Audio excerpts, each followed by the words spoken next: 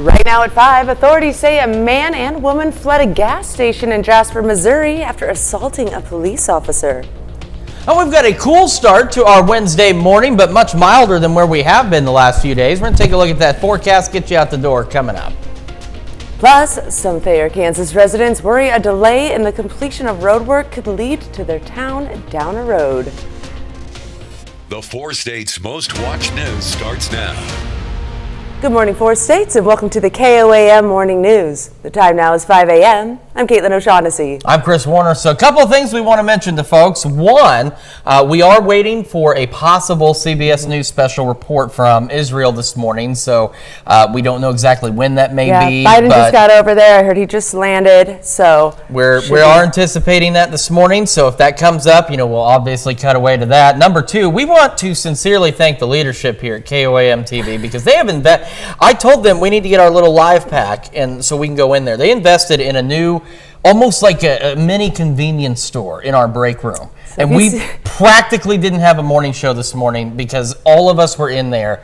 Caitlin hasn't seen it yet. I haven't seen it yet. The most amazing thing on the face. Like I'm just going to do the weather from in that room. It is incredible. Wait, you know why now? Yeah, we're all going to be about 50 pounds heavier in the next couple of days, but that's the reason why. It's incredible. It's absolutely amazing. So we want to thank the leadership though for investing in that for us here because it's awesome. We can't get over it, right?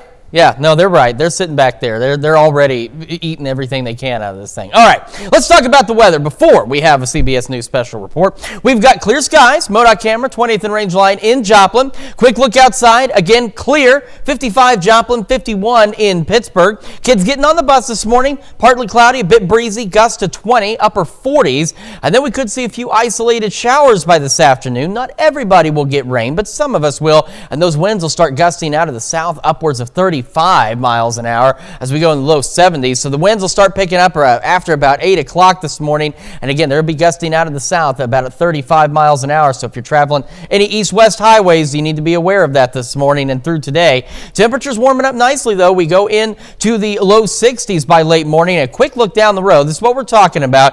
It won't be until later this afternoon, after, say, about 3 o'clock, that we'll start to see a few isolated showers. So not everybody's going to get rain with this system, unfortunately, but a few of us may see a few showers as we head through the late afternoon into the late evening hours across the area. There are still better chances for rain in our forecast and warmer temperatures still to come. We'll look at all that in the full forecast here in a few more minutes. Caitlin? Thanks, Chris. Well, the second of 2 suspects involved in a 2020 double homicide is now sentenced.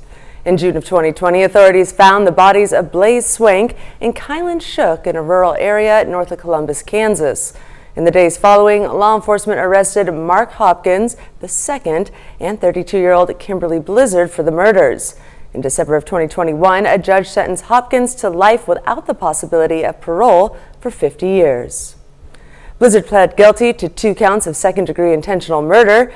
Now the McCune woman has received her sentence, and roughly 27 and a half years will be spent in prison. A home in Commerce, Oklahoma suffered extensive fire damage. Just after 1:30 yesterday morning, reports of a house fire at 314 Maple alerted Commerce Fire, EMS, and Commerce Police. During the fire, the homeowner had retreated to the garage, and Police Assistant Chief Vernon Moyer could hear her behind the large door. It took him a moment, but he was able to move the door and free the woman. No one was injured, but the house is a total loss. Investigators are still working to determine the cause of the fire. Southwest Missouri authorities searched for a couple of people wanted for felony assault on a police officer. Jasper police responded to a disturbance at Pete's gas station Monday night. The officer reports observing a man and woman arguing in the parking lot. Authorities say during a routine pat search, the pair began assaulting the officer with their fists and then knocked her to the ground. Eyewitness video show that the pair escaping in a dark Chevy Cruze and running over the officer's feet in the process. Authorities are looking for these 2, Raven Gomez and Brandon David, both from Columbia. In addition to the various outstanding warrants both are wanted on, authorities have now added felony assault of a police officer. Monday night, the Lamar County City Council introduced the city's newest 4-legged crime fighter. K9 Clea, a 15-month-old German Shepherd, is in the last week of her 6-week training program with her handler, Officer Kylie Gerster. K9 Clea and the training were provided by a grant from the state. Clea will be certified on tracking, suspect apprehension, and the detection of narcotics, including methamphetamine, heroin, cocaine, and fentanyl. Lawmakers should begin seeing Clea in the community starting this coming weekend. Network security issues for the state of Kansas mean some child support payments and services will be delayed. The Kansas Judicial Branch has been forced to process more paperwork offline. Now, the Kansas Department for Children and Families says it leading to delays on various court orders, and that could mean child support checks will arrive later than expected. A delay in the reopening of a Southwest Kansas highway increases the concern for some business owners. Highway 169 from Thayer, Kansas south to Highway 400 was initially scheduled to reopen at the end of this month. Now it looks like it'll be a couple weeks later. It's been closed for 79 days so far and is now expected to remain closed for 102 days. The closure is directly impacting Thayer businesses, and one business manager we spoke to had to lay off employees and reduce work hours to minimize the impact. Currently, the manager of the store is working without a paycheck. The construction is add to passing lanes and to replace the mainline pavement. In all honesty, I'm afraid that if it is going to be much longer, we're going to wind up having to close our doors until all the highways are opened back up. We don't tell the contractor how to do the work or control their schedule, but you know, what we do control is, you know, they have now been approved to keep the road closed for 102 days.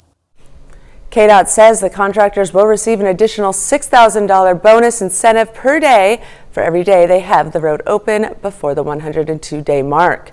They'll also lose money for every day that the road is closed after that mark. That's a look at this morning's top stories and weather in our 4 states region. Coming up on the KOAM Morning News, the COC Championship swim meet is held at Webb City yesterday. We'll have the details. Plus, why the U.S. State Department is warning Americans to avoid traveling to Lebanon. And temperatures warm up again. We'll have what to expect from today's forecast with Chris Warner in the Skywatch Weather Center. You're watching the KOAM Morning News. We'll be right back. Well, Missouri Southern Volleyball entered yesterday evening at 5-6 in MIAA play, as did Northwest Missouri, the Lions' opponent last night. The Bearcats have revenge on their mind from when MSSU went to Maryville and won 3-2 to open the conference slate. Missouri Southern Volleyball at home yesterday evening, taking on Northwest Missouri for the second time this year. Lions come out of the gates hot. First set, Landry Van Overscheld sets up Lacey Owenby for the kill, 10-7 MSSU. Couple points later, Amelia Neals gets the ace. Lions go up 13-7. Northwest Missouri needs a timeout. Southern wins the first set, 25-21. Now to the second set. Fernanda Canedo on to serve. Neals gets the block not once, but twice. The second time winning the point. Southern takes the second set as well, 25-17. Best of 5. Lions need just one more set. Bearcats turn things on once the game got going, though. This long rally ends with Abby Brunson getting the block on Owenby. Northwest completes a huge comeback, takes all of the last 3 sets to win 3-2. Better news for Pittsburgh State Volleyball, though. The Gorillas went on the road to Newman last night and take care of business against the last place team in the MIAA. PSU sweeps the Jets just like it did to open conference play, and it gives Pittsburgh State its first win in the month of October. The COC Championship swim meet held at Webb City yesterday in the 500-yard freestyle. Joplin High School junior Nathan Wardlow sets not only conference records, but a pool record with his time of 4 minutes, 53 seconds. Sean Garrettson held the pool record at Webb City for 39 years, dating back to December 10th, 1983, with 4 minutes, 55 seconds. Graham Eisenman held the previous COC record of 4 minutes, 57. Nobody in Wardlow's heat was anywhere close to him. Second finisher touched the wall at 5 minutes, 28 seconds, 34 seconds behind Wardlow. The final round of the Missouri Girls Golf Class 3 State Championship was yesterday afternoon. Entering yesterday, Emery Cameron from Nevada holds a 3-stroke lead on the rest of the field. That's after shooting 5 under par in the opening round on Monday. Yesterday afternoon, Cameron shoots 5 under par again. That's more than enough for the junior to take home the state title. On day one, Cameron's round of 67 was the best out of the 92-player field. In day two, she replicates that, shoots at 67 again to finish at 10 under par. The next closest golfer finished 7 strokes behind. Then over to the MLB playoffs. Continuing yesterday, Red October is alive and well in Philadelphia. The Phillies win Game 2, 10-0. Kyle Schwarber had 2 home runs last night. This is after he hit 1 in Game 1. Still to come, why the White House is reviewing an FDA plan to ban menthol cigarettes and flavored cigars. Plus, we got another check of that breezy and warm forecast when the KOAM Morning News returns. Welcome back to the KOAM Morning News, 5:16 now on this Wednesday morning, halfway through the work week, and we've got a great start out there. A little bit chilly, but otherwise clear skies out there. MoDOT camera 20th in range line. KDOT camera 69 just south of Pittsburgh, also looking pretty good this morning. Same from our camera at 7th in range line. Get those clear skies, a little bit milder, 55 degrees, south breeze at 13, but it's going to start gusting again here soon. Taking a look at temperatures around the region, again, not bad. Look, 55 Fort Scott, Iola, 54 Chanute and Yates Center. 52 Parsons, where just a day ago in the 30s yesterday morning. 51 Chautauqua, Miami, 52 Neosho, 50 in Monette. So that's putting all of us around 10 to 20 degrees warmer now than where we were 24 hours ago. Because remember, especially out in southeast Kansas, we had a lot of 30s out there. So we are much warmer this morning than where we were yesterday. Winds will start picking up after 8, start gusting out of the south at about 35. So do keep that in mind. Partly cloudy skies, low 60s by late morning. Clouds will continue to increase as we head into the afternoon, as do some shower chances. They'll be isolated and they'll begin after about 3, but they will be out there. Otherwise, you're going to get mostly cloudy skies and breezy conditions. Highs today right around the mid 70s, and of course a little further west, upper 70s out there. Through the evening, the showers will taper off after 8, 9 o'clock this evening. We'll start to go partly cloudy and we'll fall back right around 50 degrees tonight, and some of us upper 40s out there. But again, not too terribly bad considering. All right, looking ahead, temperatures continue to climb. We go into the mid 70s, the upper 70s. Again, a great end of this week and a great weekend ahead of us, at least into Saturday. And then the part that I know a lot of us really are looking forward to, and the fact that we need this rain, thunderstorm chances begin to increase as we head into the next work week. So let's look a little further down the road. Sunday, Monday, Tuesday, and Wednesday at least, into Thursday morning even, scattered showers and thunderstorms. So looking at the long-range data, we're still several days out, so there will very likely be changes, but we're looking at several rounds of scattered showers and thunderstorms across the area. And of course, thunderstorms bring heavier rain with them. What we don't need is any severe weather, and right now that's not looking likely, but again, we'll keep an eye on all this because, look at the temperatures though on the storm days. Upper 70s out there. Then we'll fall back into the upper 60s, mid 60s as we head toward the end of next week. We'll start to see those shower chances wrapping up, but at least we have some out there. And again, we have a great end of the week. Friday, Saturday, both looking fantastic. So since it might rain on Sunday, you should probably call in on Friday. I didn't say that. Just a suggestion, though. We've got more of the KOAM Morning News with Health Watch right after this. Topping Health Watch this morning, researchers at Johns Hopkins are studying the link between breast cancer and alcohol. Drinking could increase the chances of cancer for women of all ages, but scientists are now trying to pinpoint why and who is most at risk. CBS's Natalie Brand reports. Jessica Budkera is living with metastatic breast cancer. I would be lying to say that it's not something that you don't think about constantly. Her first diagnosis came at age 37. Nearly 4 years later, she learned it had spread. I started reevaluating any negative kind of vices that all of us have. That includes alcohol, a known risk factor for cancer. There are hundreds of studies that show there's a direct association between consumption of alcohol and breast cancer risk. Dr. Cynthia Zano, a breast cancer survivor herself and researcher at Johns Hopkins, is trying to dig into why. We're looking at how the alcohol alters our DNA. And the reason we're doing that is we'd like to know who's at risk? The American Cancer Society says women who have one alcoholic drink a day have a 7 to 10% increase in risk. Up to 3 drinks a day, 20% higher risk. And while cancer prevention guidelines say it's best not to drink alcohol, it's recommended women limit their intake to no more than 1 drink a day. Be mindful of how much you drink and how often. I want to raise awareness for my daughter and for other women, just to know that this is one thing that we can change. Jessica Butcara now stocks her fridge with alternatives to alcohol and indulges in extreme moderation. It's really just being intentional and deliberate and being a lot more aware. Her cancer is responding to treatment, and she's taking every step possible to live a long, healthy life. Natalie Brand, CBS News, Washington. Scientists say younger women might be especially vulnerable because breast tissue is most sensitive to environmental exposures from the start of menstruation to first pregnancy. And does your child want a hoverboard or electric scooter for their birthday or Christmas? You might want to consider this. Hospital emergency rooms continue to see big spikes in injuries related to these micromobility devices. According to a new federal report, fractures, cuts, burns, and concussions from e-bikes, hoverboards, and e-scooters surged again last year, more than 20%. In fact, injuries from e-scooters, e-bikes, and hoverboards have risen about 23% each year since 2017.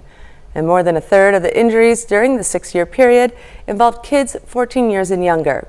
There have been at least 233 deaths tied to the products in that time, and the real numbers is probably even higher. As the Consumer Product Safety Commission says, its reporting is ongoing and incomplete. The White House is reviewing an FDA plan to ban menthol cigarettes and flavored cigars.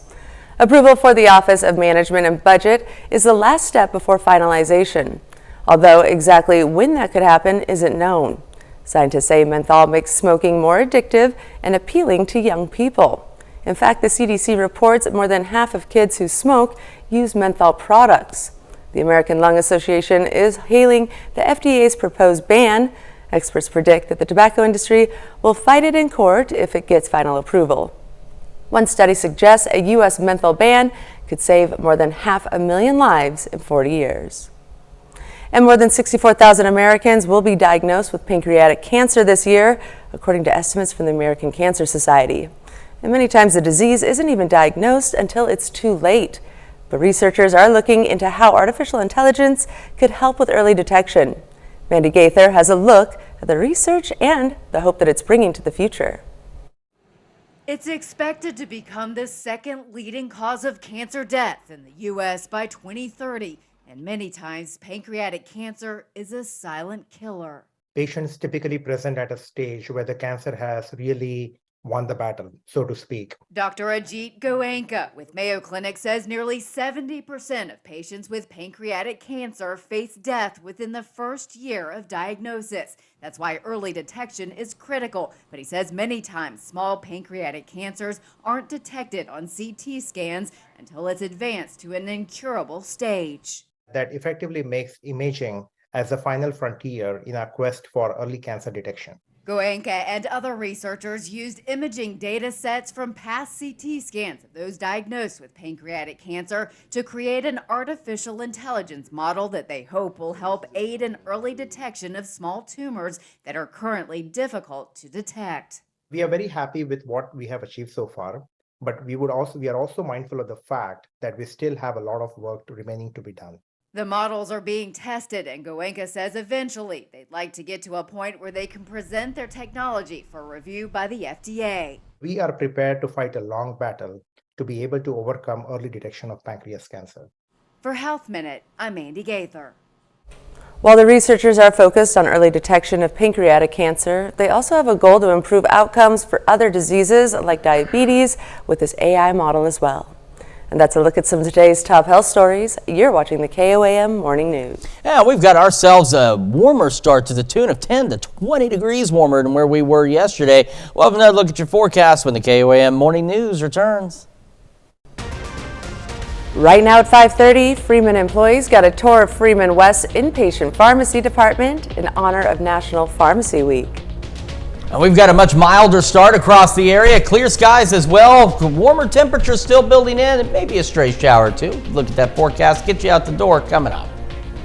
Plus, Taco Tuesday makes for some serious but tasty competition in Carthage. The 4 states' most watched news starts now.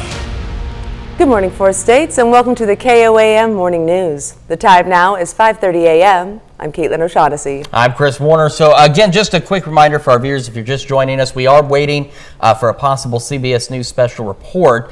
If that does come up, we will obviously go to that special report. Yep. But for right now, though, we're still just waiting like you are, and we've got a lot of local news to talk about. A lot of local news. Some warm weather across the area. Let's take a quick look outside. MoDOT camera, 20th and Rangeline in Joplin.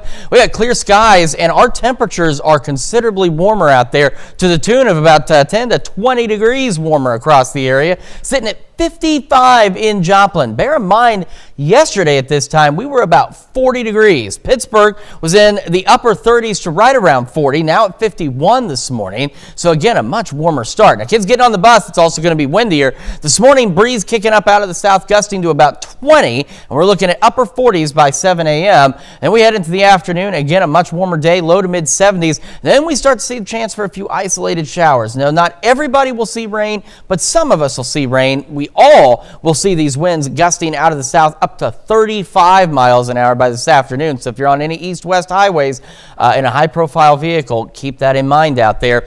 Partly cloudy skies. Breeze really picks up after 8, going low 60s by late morning. And then a quick look down the road at those shower chances. As you can see, it won't be until around 3 or slightly after that we'll start to see a few isolated to widely scattered showers across the region. And these will last through the late evening hours and should be out of here by about 9 o'clock tonight. And again, not all of us will see rain, but we do have better rain chances down the road and warmer temperatures, even warmer than today down the road. We'll take a look at your full forecast here in a few more minutes. Caitlin? Thanks, Chris. Well, a business networking company hosted a luncheon for people interested in the Joplin area real estate market. We & Co. is a business service based in Springfield that connects professionals with each other for growth. Twice a month, the Joplin chapter meets at Club 1201 to build relationships with the community and other local businesses. The benefit would be to grow the relationships with each other, be able to trust each other, be able to refer your friends and family or somebody else you know maybe to their business. If you help other businesses grow, that's going to come back on you and help your business grow as well. The next business lunch will be November 7th at Club 1201 in Joplin. Freeman employees yesterday got a tour of Freeman West's inpatient pharmacy department in honor of National Pharmacy Week. The week recognizes the number of people it takes to maintain a strong pharmaceutical team in order to effectively serve the public.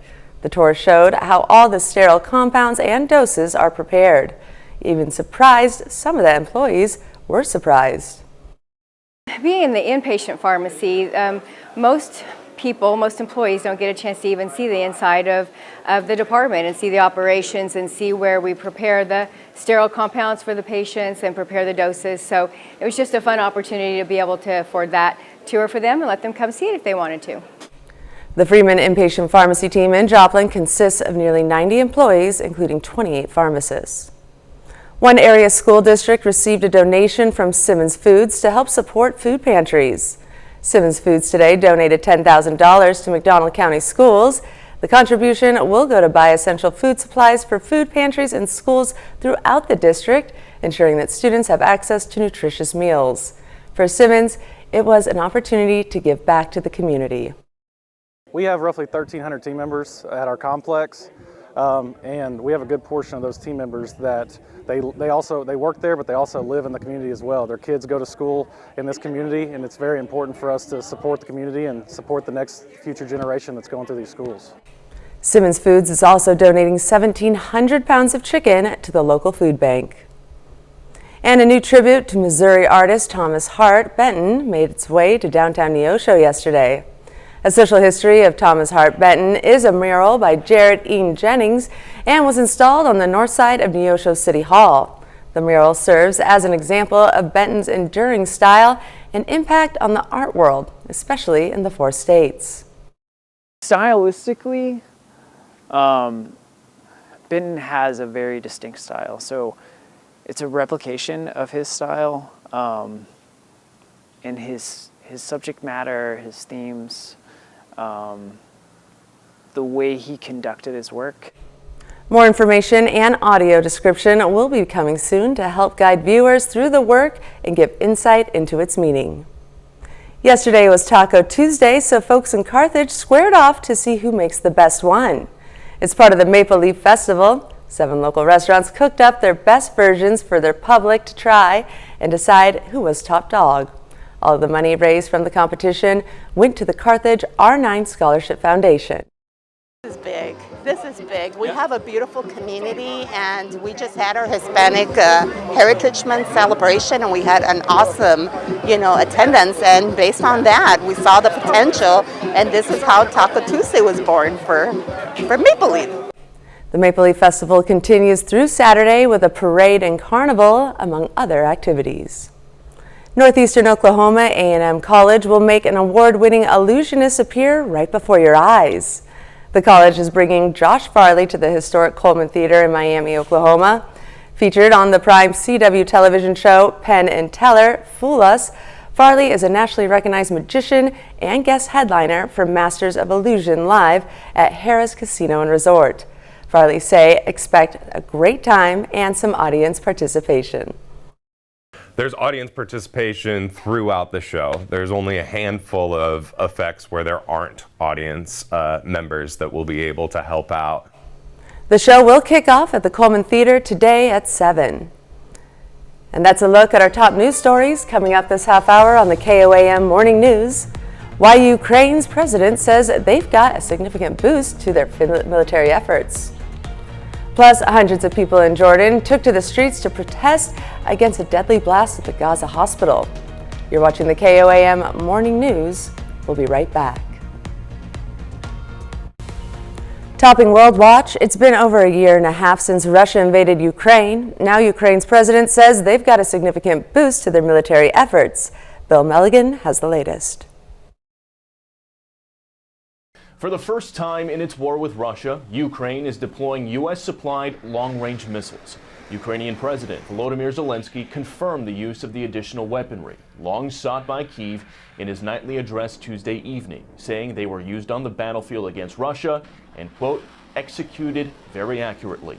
Thank you to everyone who is helping us, and today I'm especially grateful to the United States. For months, Zelensky had appealed to the U.S. government to provide the missile capability, including making a trip to Washington last month. But the Biden administration had been holding off over fears doing so may escalate the war with Russia. In a statement, National Security Council spokesperson Adrian Watson said Tuesday, quote, "The United States recently provided Ukraine with a type of ATACMS capable of ranging out to 165 kilometers as part of our ongoing support for the people of Ukraine as they defend their territory against Russia's brutal invasion. We believe this will provide a significant boost to Ukraine's battlefield capabilities without risking our military readiness." In an interview with Fox discussing his new book on warfare, General David Petraeus praised the United States' overall handling of the Russia-Ukraine war. I think that we have done an impressive job leading the response to the invasion of Ukraine. But I'd like to have seen some of the decisions made more expeditiously.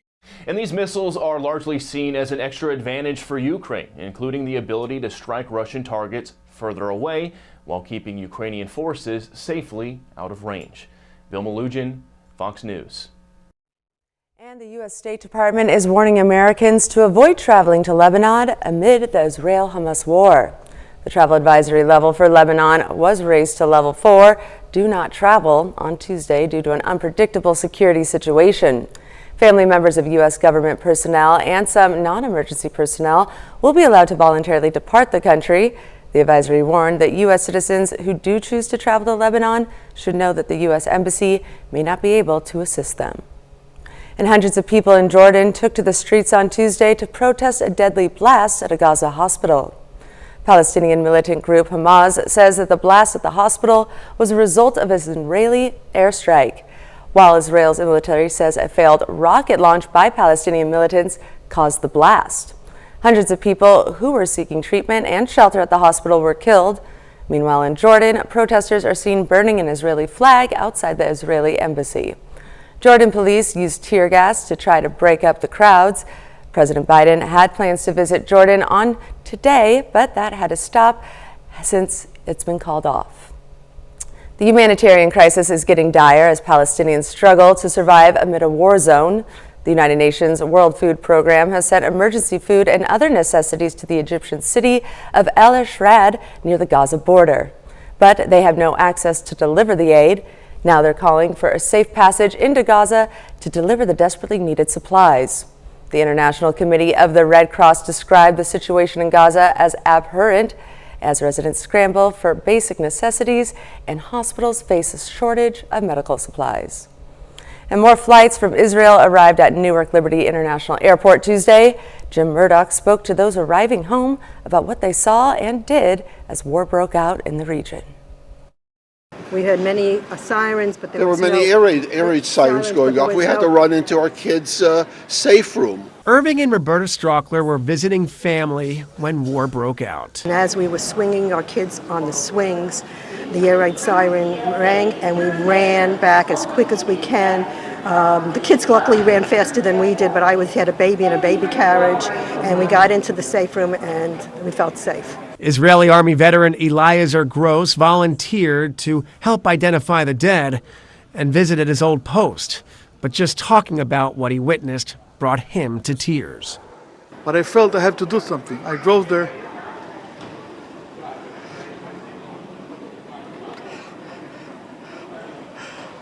What I saw, I'm sorry. Others found themselves surrounded by danger, just trying to escape to the airport. And as the sirens seemed to be closer and closer, we were pretty close to the airport too. We got out of the car. My daughter was with me, who's in the Army in Israel. My wife was with me, who stayed with my daughter.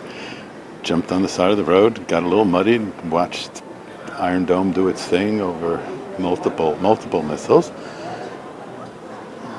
That's their reality. Meanwhile, President Joe Biden is set to arrive in the Middle East today to talk to leaders about the ongoing war between Israel and the Hamas militants in Palestine.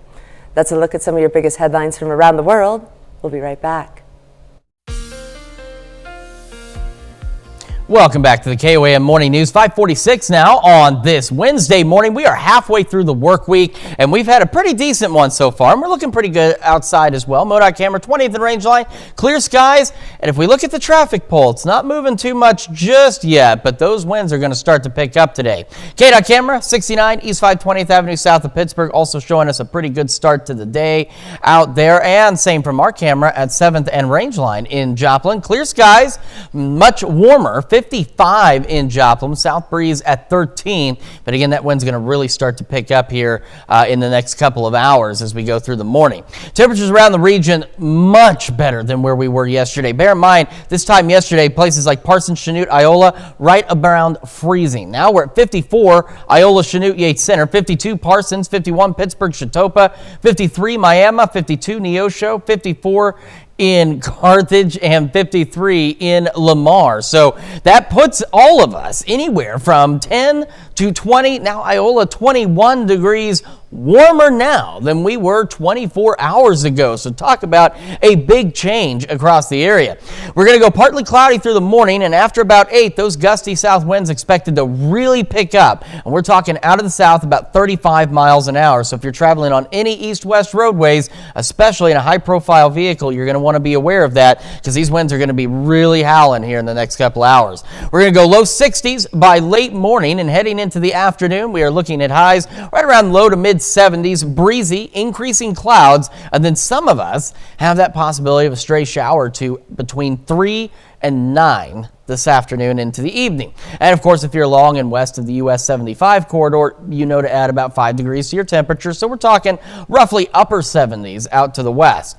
Again, a few isolated showers out there. Most of us remain dry at this point. It's what it's looking like. But don't worry, better rain chances for everyone are on the way. We'll talk about that in a moment. We'll go partly cloudy through the evening, though. We'll start to clear out. Partly cloudy to mostly clear skies overnight. Lows right around 50 degrees. Temperatures continue to rise as we head through the next several days, and we'll hang out into the mid, even upper 70s, getting close to 80 degrees out there, which puts us well above where we should be for this time of year. A great Friday, nice Thursday, low 70s. Great Friday, great Saturday, maybe a few thunderstorm chances on Sunday, and we'll hold on to those thunderstorm chances, and this is what we're talking about. We're still several days away, but the latest data shows several rounds of scattered thunderstorms as we kick off next week. So more of that much needed rainfall coming in, and the latest data, at least right now, of course a lot can change between now and then, shows this to be fairly widespread chances of rain, not isolated to just a single corridor. We're talking better chances for more of us to see much needed rainfall out there. Once this system kicks through, though, we're left with a few showers Wednesday into Thursday morning, and temperatures begin to fall back behind that into the upper 60s and mid 60s out there. So we're going to warm up, and then we're going to cool back down again to fall-like temperatures, but at least we've got some much needed rain and a decent Friday and Saturday for us. That's a quick check of your forecast. We're back with more of the KOAM morning news right after this. Missy Elliott received a warm welcome in her hometown of Portsmouth, Virginia on Tuesday. The city honored her on what was dubbed Missy Elliott Day, and she returned the favor by making a big donation to her beloved city.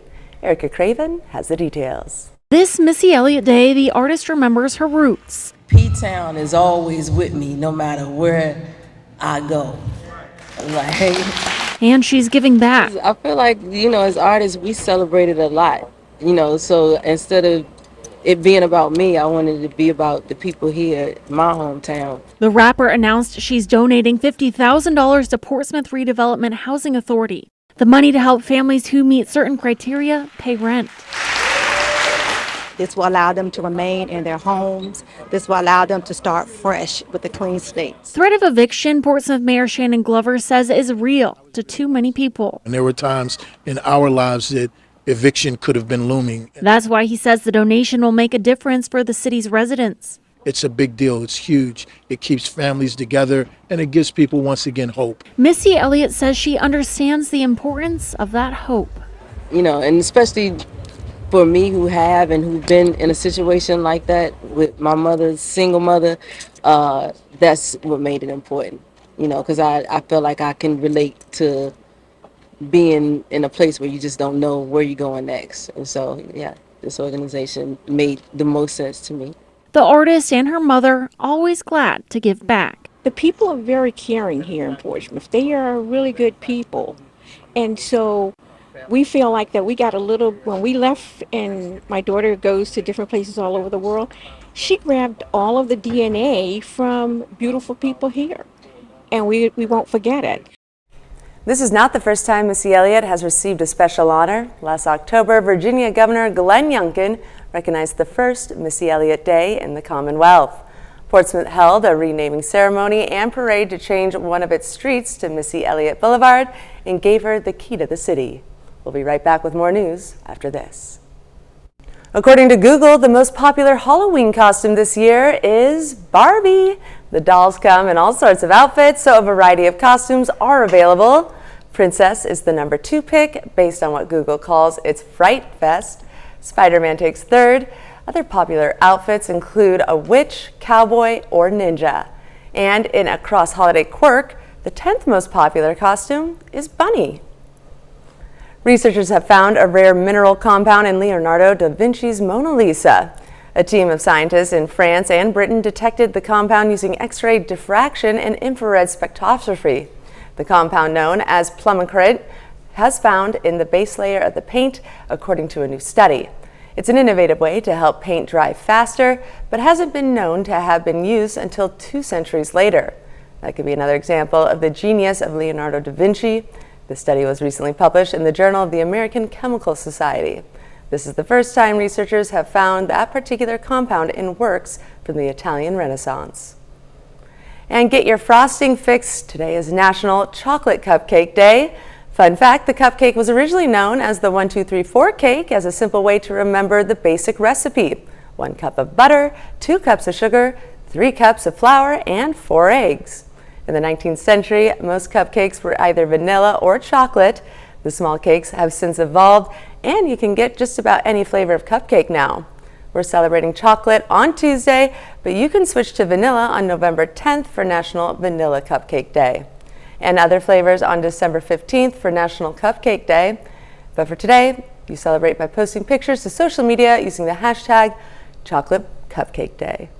All right, chocolate cupcakes, nothing wrong with that on a day like today. Of course, nothing wrong with chocolate cupcakes on any day. We are going to see winds start to increase after about 8. So we're talking gusts out of the south at about 35 miles an hour. So if you're driving a high-profile vehicle on any of the east-west roadways in the area, be aware of that. We'll be partly cloudy through the morning, low 60s by 11. And we'll start to see clouds increase and start to go mostly cloudy, still breezy. And then some of us could get in on some isolated shower activity between roughly 3 and 9 today. Most of us will be dry, but a few isolated showers possible. Highs today right around the mid-70s across the area. Heading into the evening, we're going to be down to 50s. Showers wrap up about 9. Partly cloudy overnight, so not too bad. Temperatures continue to warm over the next several days, and then we'll see a great Friday and Saturday, and then increasing thunderstorm chances as we head into next week. That's a quick check of your forecast. We're back with more after this. Right now at 6, authorities say a man and woman fled a gas station in Jasper, Missouri after assaulting a police officer. And we've got a much milder start to our Wednesday across the area. We've got a much warmer day and breezier as well. Take a look at that forecast, get you out the door coming up. Plus, some Thayer, Kansas residents worry a delay in the completion of road work could lead to their town being down the road. The 4 states' most watched news starts now. Good morning, 4 states, and welcome to the KOAM Morning News. The time now is 6 a.m. I'm Caitlin O'Shaughnessy. I'm Chris Warner. So as we've been reminding folks through the morning, we're still waiting on a CBS News special report. That we are, yes. President Biden is in Israel. So if that pops up, we will, of course, go to that for you. But until that time, we got plenty of local news and weather to discuss. And we've got the fact that it's a lot warmer outside this morning. I mean, it's still chilly, but it's a lot better. Quick look outside at our camera, or not our camera, the MoDOT camera, rather, at 20th and Range Line in Joplin. Looking good. Traffic lights looking pretty steady. The gusts this morning really only pushing about 20, but here in the next couple hours, they're really going to start to pick up. Otherwise, we have clear skies out there. We are, again, much warmer. We're to the tune of 10, 15, 20 degrees warmer now than we were 24 hours ago across the region. Sitting at 55 in Joplin and 51 over in Pittsburgh, both with those clear skies this morning. The clouds are going to start to increase through the morning and into the afternoon. Kids getting on the bus. We're looking good. Partly cloudy skies. A little cool, upper 40s, south breeze 10 to 15. It'll be gusting upwards of about 20. And then as we head into the afternoon, the clouds increase. Some of us could start to see some shower chances after 3 o'clock today, and will be partly to mostly cloudy, and those winds start gusting out of the south at 35, temperatures into the low 70s. Through the morning, partly cloudy skies, winds really start to pick up after 8. We're going to go low 60s by late morning, and a quick look down the road where we're expecting those shower chances. So here we are at noon, and then after about 3 o'clock, these are going to be isolated to widely scattered. So not everybody's going to get rain, but some of us may get some decent shower activity out there. But even if you don't get rain today, do not worry. I know we need the rain. There are better chances of rain on the way, and much warmer temperatures still. Take a look at your full forecast here in just a few more minutes. Caitlin? Thanks, Chris. The second of 2 suspects involved in a 2020 double homicide is now sentenced. In June of 2020, authorities found the bodies of Blaze Swank and Kylan Shook in a rural area north of Columbus, Kansas. In the days following, law enforcement arrested Mark Hopkins II and 32-year-old Kimberly Blizzard for the murders. In December of 2021, a judge sentenced Hopkins to life without the possibility of parole for 50 years. Blizzard pled guilty to 2 counts of second-degree intentional murder. Now the McEwen woman has received her sentence, roughly 27 and a half years in prison. A home in Commerce, Oklahoma suffered extensive fire damage. Just after 1:30 yesterday morning, reports of a house fire at 314 Maple alerted Commerce Fire, EMS, and Commerce Police. During the fire, the homeowner had retreated to the garage, and Police Assistant Chief Vernon Moyer could hear her from behind a large door. It took him a minute, but he was able to move the door and free the woman. No one was injured, but the house is a total loss. Investigators are still working to determine the cause of the fire. Southwest Missouri authorities searched for a couple of people wanted for felony assault on a police officer. Jasper police responded to a disturbance at Pete's gas station Monday night. The officer reports observing a man and woman arguing in the parking lot. Authorities say during a routine pat search, The pair began assaulting the officer with their fists and knocked her to the ground. Eyewitness videos show the pair escaping in a dark Chevy Cruze and running over the officer's feet in the process.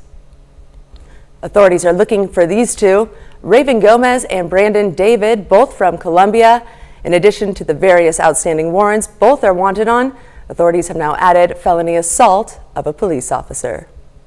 Monday night, the Lamar City Council introduced the city's newest four-legged crime fighter.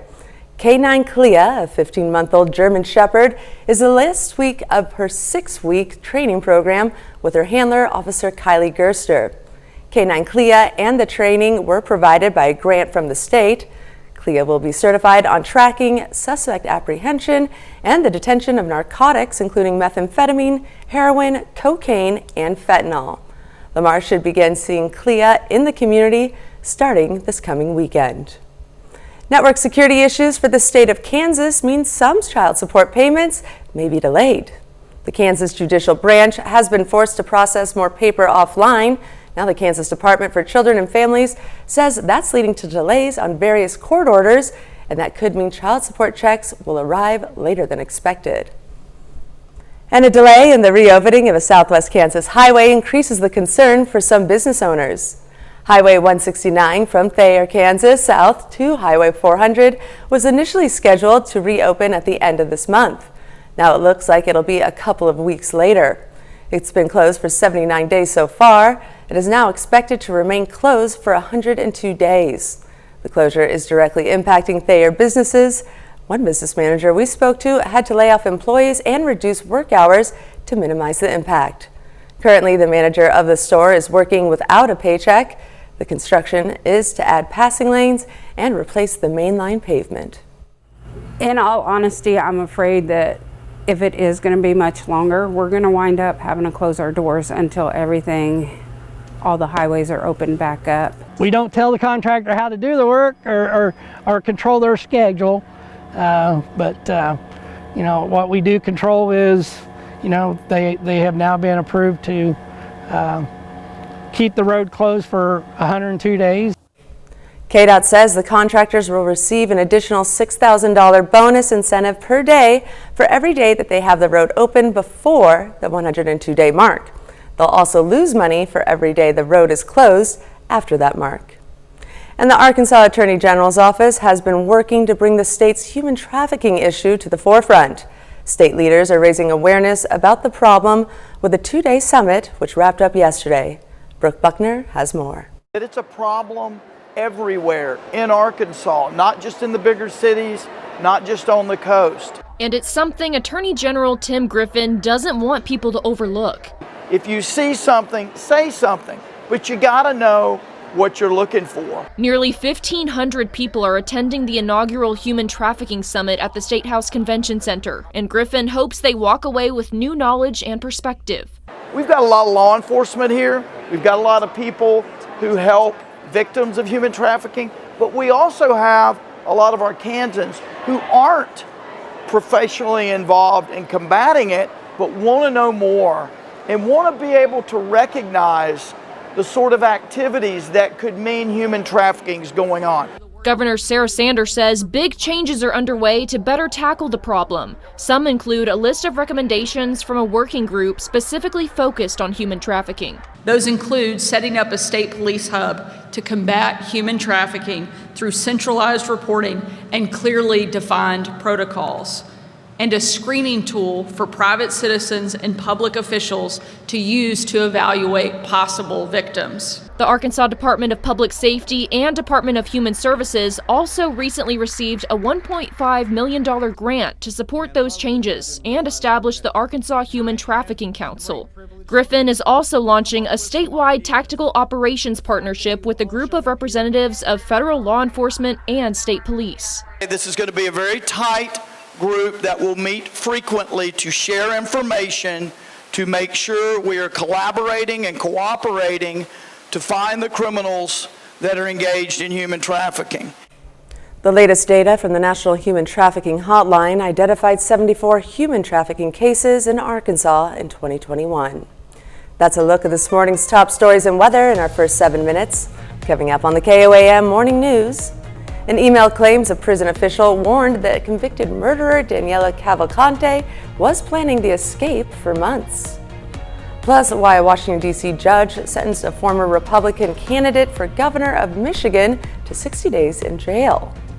And Chris Warner returns with another look at your Wednesday forecast. You're watching the KOAM Morning News. We'll be right back.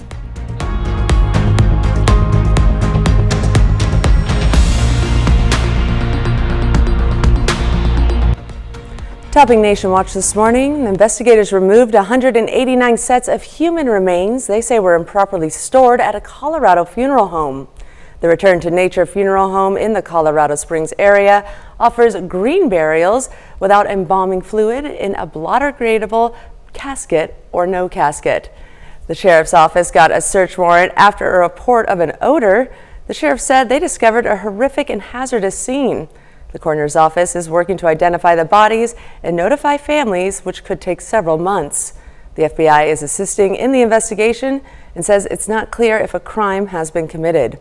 Investigators say the funeral home owners are cooperating so far. Remember the prisoner who crab walked his way out of a Pennsylvania jail? Well, an email claims that a prison official warned that convicted murderer Daniela Cavalcante was planning to escape for months. After 8 hours after Cavalcante escaped from the Chester County Prison in August, a prison official sent the acting warden a message saying Cavalcante had the plan. The email was sent just before 4 p.m. on August 31st, the day of the breakout by Chester County Prison Sergeant Jerry Beavers to Captain Harry Griswold.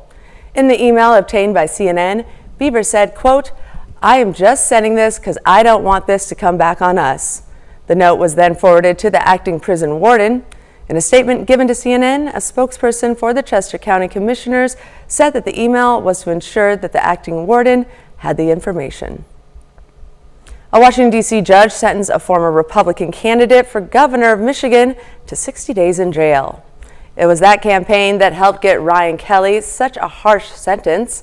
Judge Christopher Cooper said Kelly wasn't the most culpable January 6th defendant he's seen.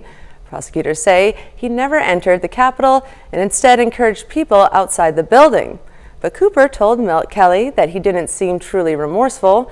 He also said since Kelly has a public platform and people listen to him, he wanted to send a message of deterrence to those followers.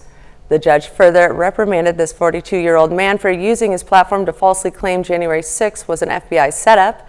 Kelly lost the Republican primary in Michigan last August, 2 months after he was arrested. And a man who allegedly brought a loaded gun to the Wisconsin state capitol faces a misdemeanor charge. That's according to court records about 43-year-old Joshua Pleasnick. The criminal complaint says Pleasnick didn't brandish the gun when demanding to talk to the governor on October 4th. The charge is just for carrying the firearm in a public building. Jail records show he's out of bond and due back in court Thursday. Pleasnick told officers he wanted to speak to the governor about an allegedly abusive ex, according to records. 2 weeks and counting since Representative Kevin McCarthy was ousted as House Speaker, and the vacancy has yet to be filled. Republican Representative Jim Jordan has a second vote for Speaker scheduled for Wednesday at 11 a.m. Eastern. This comes after his first attempt to win the position failed Tuesday, due mostly to a lack of full GOP support. John Lorenk reports. Representative Jim Jordan is hoping the second time is the charm. So we're going to keep working, and we're going to get to the votes. The Republican from Ohio is seeking more support in his quest to be the next Speaker of the House. His first bid fell short Tuesday after 20 Republicans voted against him, including GOP Rep. Ken Buck of Colorado. Jim Jordan has talked about defunding the FBI. He's talked about some things that are fairly radical to most Americans, the folks in the middle who we need to win if we're going to win elections.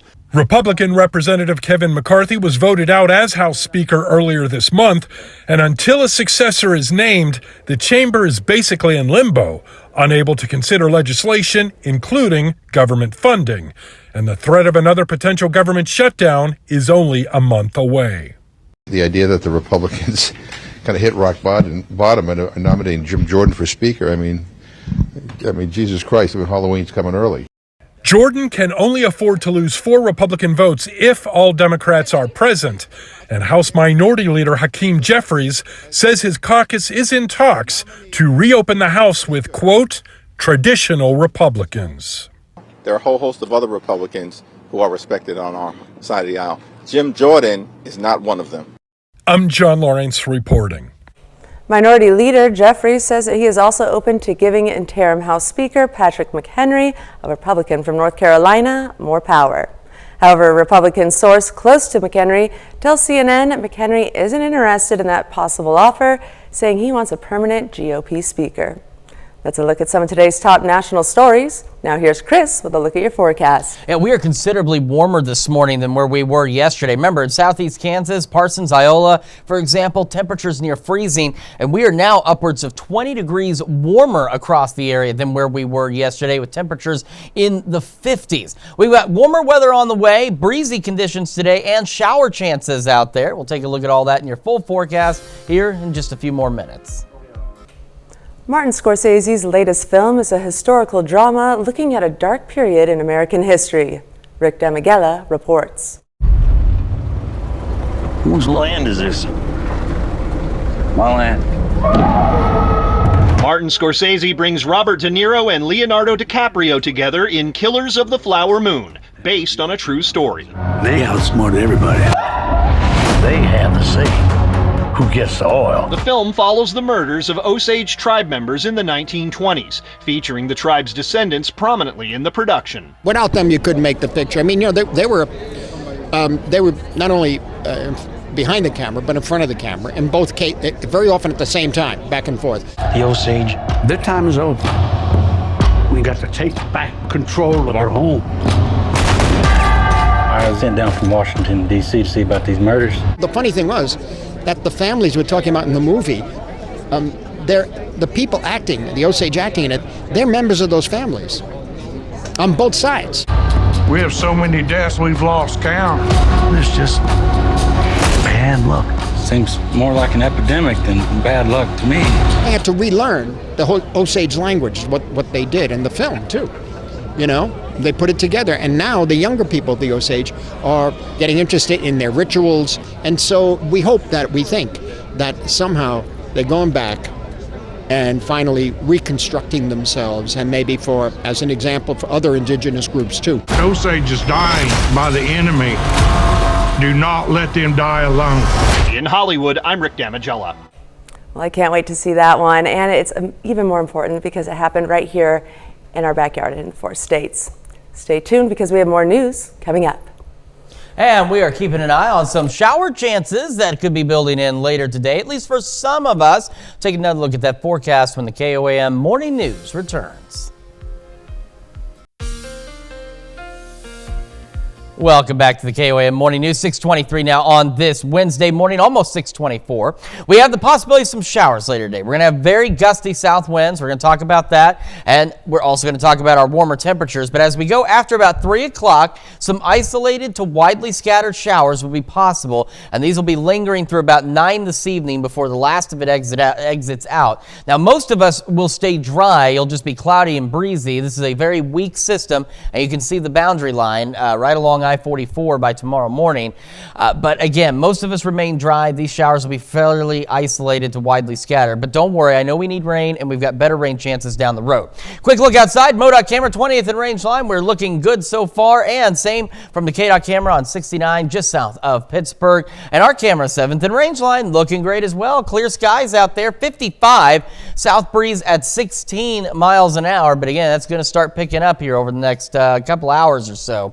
We've got nice temperatures compared to yesterday morning. 54 in Fort Scott, Iola, 53 Nevada, Lamar, 51 Pittsburgh, 53 Parsons, Chetopa, Miami, 55 in Chanute out there, putting all of us in that 10 to 20 degree range of being 20 degrees warmer than where we were yesterday morning at this time. So a nice warm up. Get our morning started. We'll see some gusty winds early, but they're really going to pick up after 8 a.m. So we're talking gusts out of the south at 35 miles an hour. Partly cloudy skies skies initially, low 60s by late morning. Clouds begin to increase heading into the afternoon, which are going to start to go mostly cloudy. Highs right around the mid 70s, and then again, some of us after 3 may see a stray shower or two. Those again wrap up about 9. We'll start to actually clear back out a bit, going partly cloudy to mostly clear overnight with lows right around 50. And we look down the road, temperatures continue to warm. Got a pretty nice Thursday out there, low 70s, and then we start to go into the mid upper 70s as we head toward the weekend. So a great Friday and Saturday. So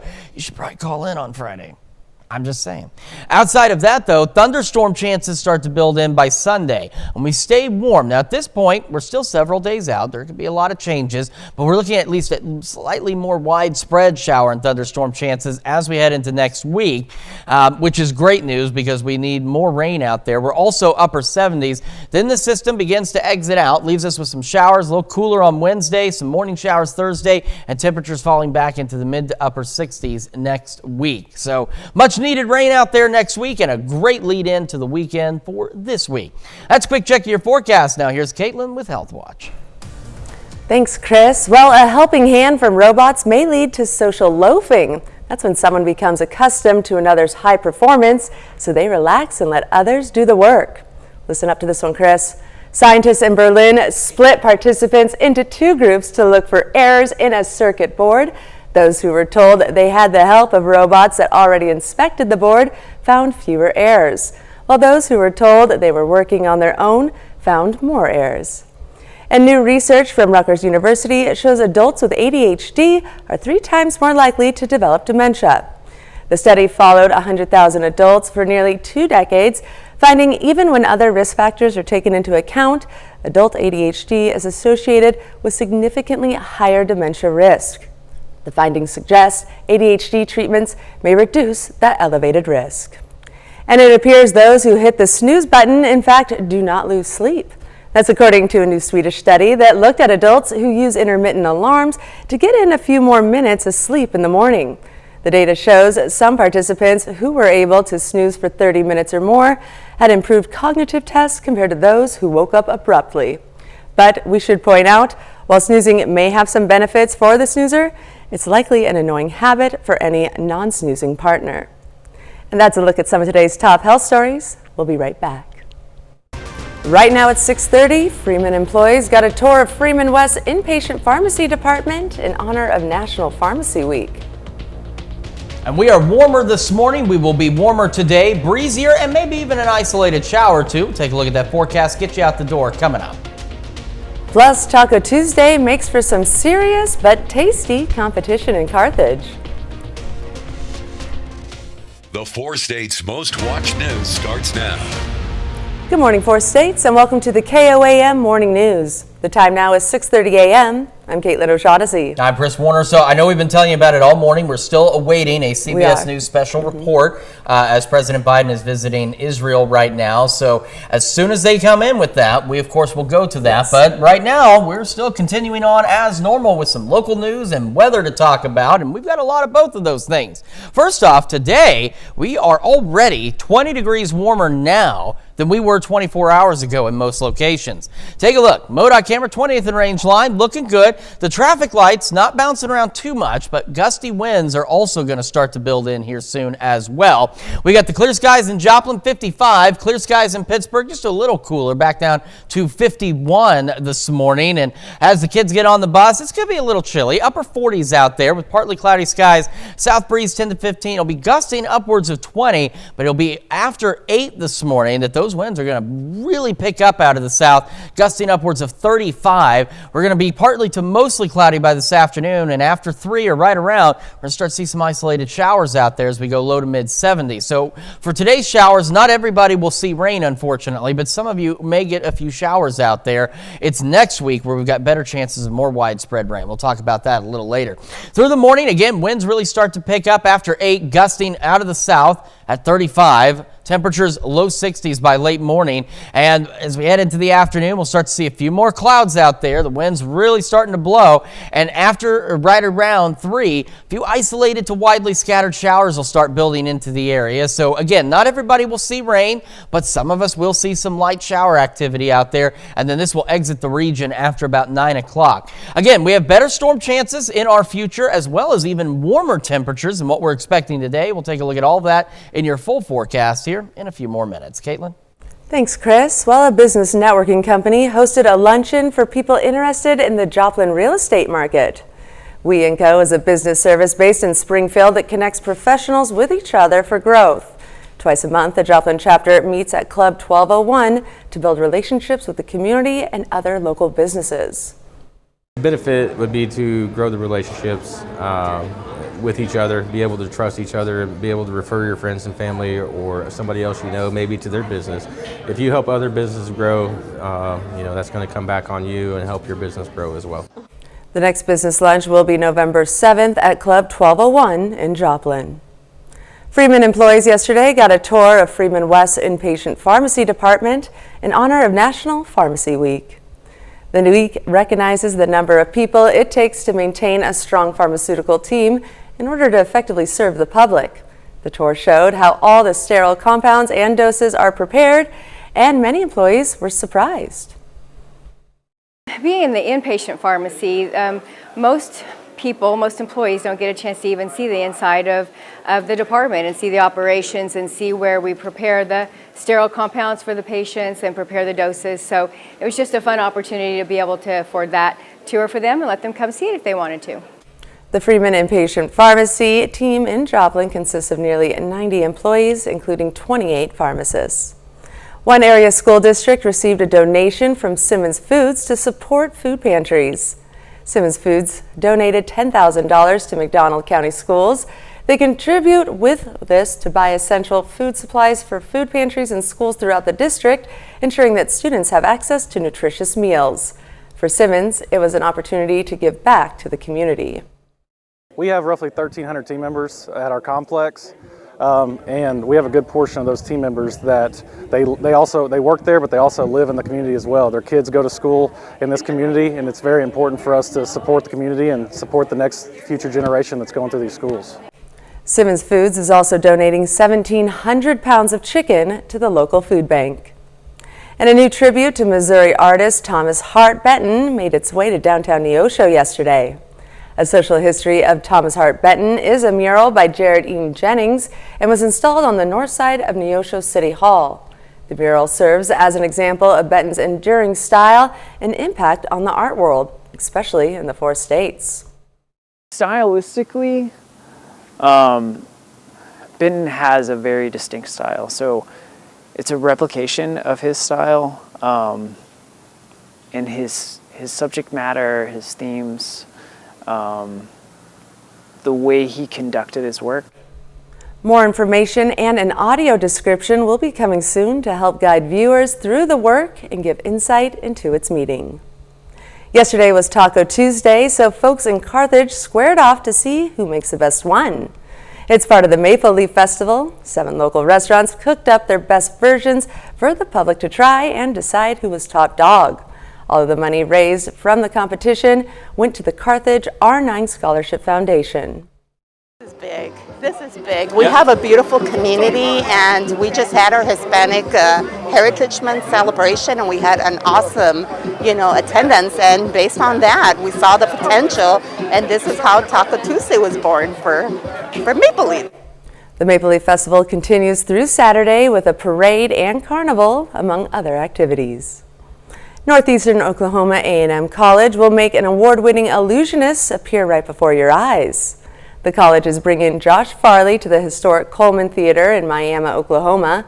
Featured on the prime CW television show Penn and Teller Fool Us, Farley is a nationally recognized magician and guest headliner for Masters of Illusion Live at Harrah's Casino and Resort.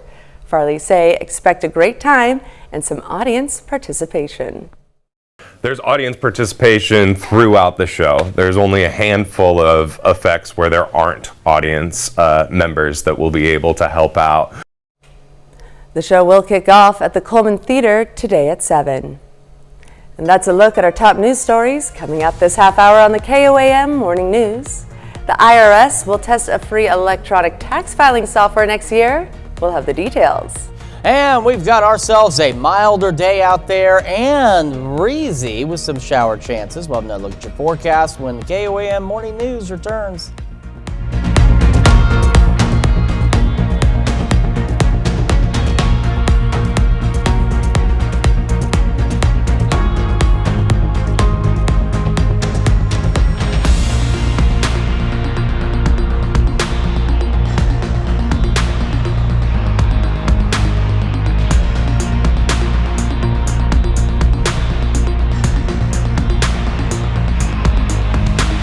Birthday number 3. Happy birthday, Blaine. And happy 7th birthday to Gabrielle Spann over in Pittsburgh. And Cohen Dunn in Pittsburgh celebrating birthday number 10 says, love you bunches from your family. Happy birthday. And happy 12th birthday to Carson Andre over in Gravette, Arkansas. It says, love Becky, mom, dad, and little brother Knobs. And we've got Sophia Johnson celebrating birthday number 21. Says happy birthday from Papa, Mama, Violet, Mom, and the family. And welcome to your 30s, Kylie Jefford over in Humboldt, Kansas. And Andrew Lance celebrating number 38 in Pittsburgh. Happy birthday, Andrew. Happy 45th birthday to Amanda Webb in Chanute. And also in Chanute, Fanny Stevenson celebrating birthday number 51. Happy birthday. And taking it over to Baxter Springs, happy birthday to Kurt Zam. And also in Baxter Springs, lots of paired up birthdays here. We've got Nina Brown celebrating another year wiser. Says happy birthday, bestie. Love, Brandy. And over in Carthage, happy birthday to Jeff Sweeney. It says happy birthday from best friend Mike. How sweet. All right. And in Cherryvale, we've got Jada Williams celebrating 92 years young. Happy birthday, Jada. And wrapping it up at age 93 today, happy birthday, Jack Washburn over in Asbury, Missouri. And something just on a note for our sheet here, this is the second day in a row we've had 0 birthday submissions that had no picture. That's wonderful. All of our birthday submissions have had pictures. That is wonderful. We want to keep that up. How can they help us do that? All you have to do is submit your birthdays and anniversaries to birthdays@koamnewsnow.com. And like we mentioned, submit the pictures, include some notes. We like to have personal shout outs for you and your loved ones on their special days. We certainly do. And today, boy, it is going to be warmer out there and windier. Right now in Joplin, clear skies, but we will start to see clouds increasing. 55, south breeze at 16, but we've started to notice some gusts picking up because we've seen our camera kind of jiggle around a little bit, and the MoDOT camera at 20th and range line, the traffic signal was bobbing around a little bit. 51 Pittsburgh, 54 Fort Scott, Iola, 55 Chanute, 52 Chetopa, 51 Miami, 50 Grove, J. Anderson, Monette, 52 Neosho, and 53 in Lamar, putting all of us, those nice temperatures, anywhere from 10 to 20 degrees warmer now than where we were yesterday morning at this same time. Remember, places like Parsons, Chanute, Iola, we're sitting near freezing yesterday morning. So a big change out there, and we're going to continue to see warm temperatures for the next several days. Winds will really start to pick up after 8. We're talking gusts out of the south at about 35 miles an hour. So if you're traveling on any east-west highways, especially in a high-profile vehicle, you need to be aware of that. Partly cloudy skies through the morning, and we're going to go into the low 60s. As we head into the afternoon, temperatures do start to warm up out there. We go into the mid-70s, partly to mostly cloudy skies. And then after 3, some of us could start to see some shower chances. It's going to be isolated to widely scattered, but there at least will be some out there. And those will go from 3 to about 9. And as those exit out, skies start to go partly cloudy and will fall back right around 50 degrees for our overnight low. Now, over the next several days, again, temperatures will continue to warm, save Thursday, still low 70s. Great day, though. Wonderful Friday and Saturday. Temperatures near 80 Saturday. And then Sunday, Monday, Tuesday, we start to see increasing shower and thunderstorm chances across the area, which is great news because we absolutely need more rain. And we're going to be close to 80 again out there. And then as this system exits out Wednesday and Thursday of next week, temperatures will fall back into the mid to upper 60s. Well, stick with us. We're going to be heading over to Fox 14 at 7 a.m. where we're going to tell you about a World War II veteran who celebrated his 100th birthday over the weekend. We've got the details. Here's a check of today's top headlines, the news you need to know before you head out the door. The second of 2 suspects involved in a 2020 double homicide is now sentenced. In June of 2020, authorities found the bodies of Blaze Swank and Kylan Shook in a rural area north of Columbus, Kansas. In the days following, law enforcement arrested Mark Hopkins II and 32-year-old Kimberly Blizzard for the murders. In December of 2021, a judge sentenced Hopkins to life without the possibility of parole for 50 years. A home in Commerce, Oklahoma suffered extensive fire damage just after 1:30 yesterday morning. Reports of a house fire at 314 Maple were alerted to Commerce Fire, EMS, and Commerce Police. During the fire, the homeowner had retreated to the garage and Police Assistant Chief Vernon Moyer could hear her behind the large door. It took him a moment, but he was able to move the door and free the woman. No one was injured, but the house is a total loss. Investigators are still working to determine the cause of the fire. Southwest Missouri authorities searched for a couple of people wanted for felony assault on a police officer. Jasper police responded to a disturbance at Pete's gas station Monday night. The officer reports observing a man and woman arguing in the parking lot. Authorities say during a routine pat search, the pair began assaulting the officer with their fists and knocked her to the ground. Eyewitness video showed the pair escaping in a dark Chevy Cruze and running over the police officer's feet in the process. That's a check of today's top headlines, the news you need to know before you head out the door. All right, again, winds gusting out of the south after 8 at about 35 miles an hour, so be aware of that. Partly to mostly cloudy skies heading into the afternoon. Shower chances, at least for some, isolated to widely scattered between 3 and 9. Highs right around the mid-70s. Those isolated showers will wrap up about 9 o'clock this evening. Again, unfortunately, most of us remain dry, and we'll go partly cloudy to mostly clear overnight, right around 50. Temperatures will continue to warm. A great Friday and Saturday out there, and then we have better rain chances as we head into next week. Thunderstorm chances Sunday, Monday, Tuesday, showers Wednesday into Thursday morning. Warm initially near 80, and then after the system starts to roll out, temperatures fall back into the mid to upper 60s. Wonderful. Well, coming up today at noon, we're making Italian cream cake in the Mr. Food Test Kitchen. Your morning news continues on KOAM with CBS Mornings. Britney Spears reveals a life-changing experience she went through while dating Justin Timberlake in her new memoir. Only on CBS Mornings, you'll hear Britney reading the introduction to her audiobook in a clip given exclusively to CBS News. Or you can switch on over with us on Fox 14, where your only local morning news continues. This morning, we'll see why one woman is hoping to spend her birthday singing the Northern Lights. Plus, we have Angela Meyer-Law joining us in the studio to talk about upcoming events at the Miners Hall Museum. But that's going to wrap it up for us for now. Don't forget also that CBS News Special Report is incoming at some point, and they'll have that on CBS Mornings. We'll see you back here tomorrow morning at 5 a.m. And we'll see you today at noon.